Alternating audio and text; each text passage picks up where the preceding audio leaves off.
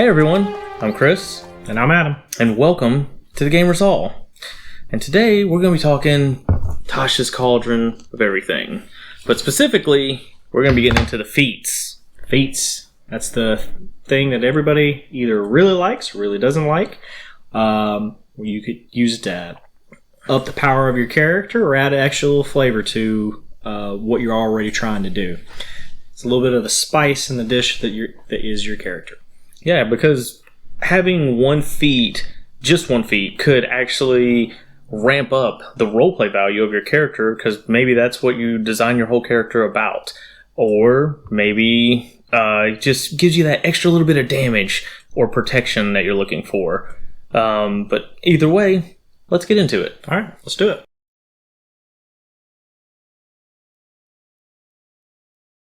The Artificer Initiate.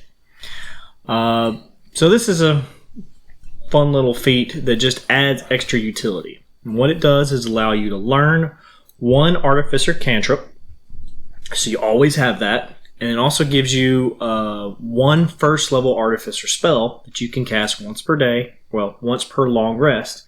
Also giving you the ability, if you have other spell slots, you can use that spell with your other spell slots. Yeah, so you get one free casting without having to expend a spell slot, and then if you want to expend your spell slots to use it more, you have that option. And then it also gives you proficiency in a tool, which you can use as your spellcasting focus for your Artificer spells.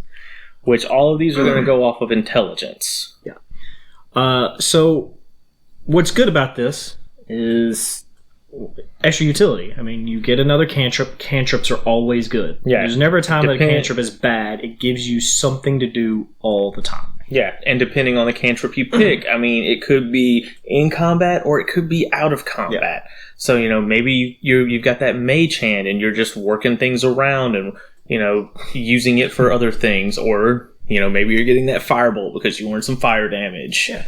Or just mending. So you can always fix your stuff. Yeah.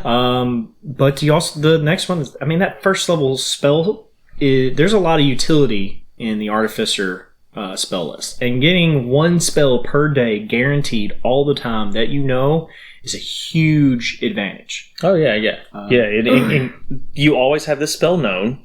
Mm-hmm. And you can always upcast it too. If you have higher spell slots, you can always take that spell and upcast it. So finding a spell that has the ability to go up and down and become more powerful depending on your spell slot, that's a big advantage too. Oh, huge advantage. And depending on what you pick there, also is going to work, either in combat or out of combat. Because, maybe you're a rogue and you chose this so that you could have Disguise Self always prepared. You can cast it once for free. Mm-hmm. And so, like, if you were that Arcane Trickster, you could pump more spell slots into it. Or maybe you just wanted it for free, just, being the rogue. Yeah. So, or just have Cure Wounds. Always. You might be that fighter that just needs to always have that backup heal. Or, just that somebody that when the healer goes down, you can always go, I got you, and bring them back up. Yeah. That's always a useful thing to have. Absolutely. The tool proficiency is good. There's lots of things you can do with it. It just depends on how much your DM or how much your group tries to use tools and makes that a part of the game. That requires a little bit more play on the part of the group, which I guess this instance could also be a bad thing, but I like to see it as a good thing, because anytime you gain proficiency in something, it's giving you extra options and extra things to do. Like, proficiencies, you can create stuff. Herbalism kit, now you can create healing potions. Blacksmithing tools, now you can start fixing your own weapons, making your own weapons or armor. Yeah. Just there's lots of things you can do with kits. I could imagine being the fighter. Well, you take this, so you get a cantrip, mm-hmm. you get the first level spell. But mainly, you just wanted it because you get the extra little bumps there, here and there. But now you can create your own armor. You can create your own weapons. Or maybe if you were that cleric, now you can create your own potions, anti-venoms, and just all kinds of other things. If you were the ranger, you could get this and now say, like, hey, I'm crafting my own arrows. if we're in traps. Traps. If I'm in the woods, I can make my own bows now. Or leatherworking, so now you can actually take the animal hides that you've cut and made and cured. Now you can actually turn those into leather goods and sell them off. Or, I mean, maybe turn that mythical creature that you just hunted down into a new studded leather armor because you have the tools to create it. Yeah.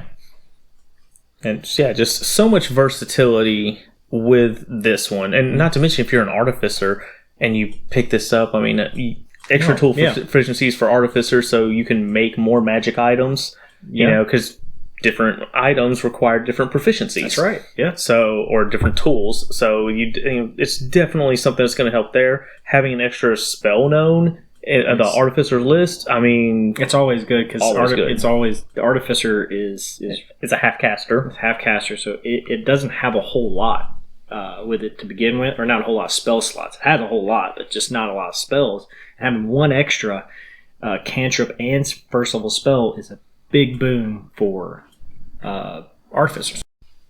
There's a couple of different ways you could also roleplay this too. If you want to try to do an Inspector Gadget type thing, where you might be Inquisitor Rogue, and then you just needed a gadget, go gadget, thieves tools, and unlock different places because that could be your spell or something that you have. Oh yeah.